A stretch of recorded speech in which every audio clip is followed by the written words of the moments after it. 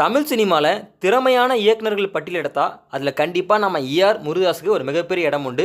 அவர் கிட்டத்தட்ட 13 படங்களை இயக்கியிருக்காரு. அந்த படத்தோடைய வெற்றி தோல்வி நிலவரம் எப்போ ரிலீஸ் ஆச்சுன்றதை பார்க்கலாம். வாங்க வீடியோக்குள்ளே போகலாம். அதுக்கு முன்னாடி நம்ம சேனலை சப்ஸ்கிரைப் பண்ணாமல் தான் மறக்காமல் பாருங்க. ஏஆர் முருகதாஸ் அவர்கள் முதல் முறையாக 2001 அஜித் லைலா வச்சு தீனா படம் பண்ணுறாரு. இந்த படம் வெற்றி அடையுது. இந்த படத்துக்கு அப்புறம் தான் அஜித்குமாருக்கு தல அஜித்னு பேர் வந்தது.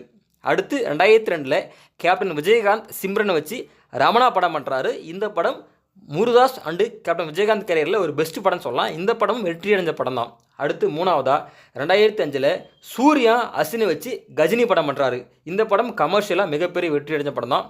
இந்த படத்தில் சூர்யா அவர்கள் ஒவ்வொரு மெமரி லாஸ் கேரக்டராக சூப்பராக நடிச்சிருப்பார்.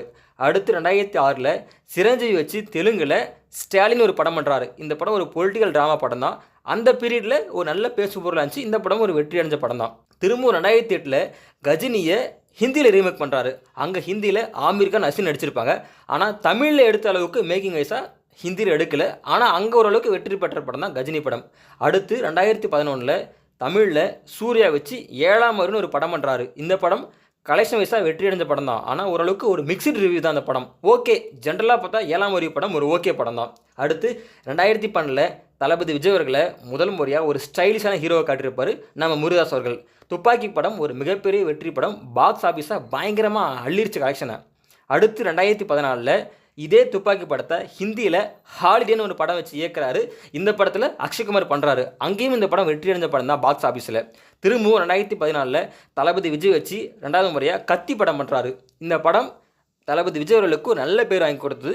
கலெக்ஷன் வச்சா ஒரு மிகப்பெரிய வெற்றி படம் கத்தி படம். திரும்பவும் 2016 ஹிந்தியில் சோனாக்ஷி சின்ஹா வச்சு அக்கீரான ஒரு படம் பண்ணுறாரு. ஆனால் இந்த படம் சரியாக போல பாக்ஸ் ஆஃபீஸில் ஒரு ஆவரேஜ் ஹிட்டு தான். இதுவரை ஓரளவுக்கு நல்லா போயிட்டு இருந்த முருகதாஸ் அவர்களுக்கு முதல் முறையாக சினிமா கேரியரில் ஒரு மிகப்பெரிய அடி. அந்த படம் தான் ஸ்பைடர் படம்.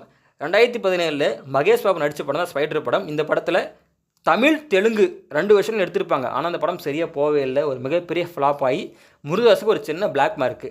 திரும்பவும் 2018 3வது முறையாக தளபதி விஜயோட கை கோக்குறாரு. அந்த படம் தான் சர்க்கார்.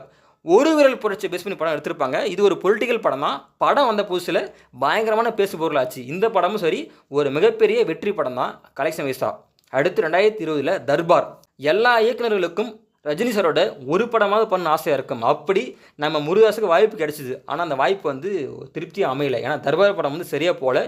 பாக்ஸ் ஆஃபீஸும் சரி மக்களுடைய ரிவ்யூவும் சரி சரியாக போல ஃப்ளாப் படம் தான். இதுவரை 13 படங்கள் இயக்கியிருக்காரு. அடுத்து சிக்கந்தர் மதராசின்ற படம்லாம் அப்கமிங் மூவிஸ் தான். உங்களுக்கு முருகதாஸோட இயக்கத்தில் எந்த படம் ரொம்ப பிடிக்கும் கீழே மறக்காமல் கமெண்ட் பண்ணுங்கள். இது மாதிரியான வீடியோக்கள் தொடர்ந்து பார்க்கணும்னா நம்ம சேனலை மறக்காமல் சப்ஸ்கிரைப் பண்ணுங்கள்.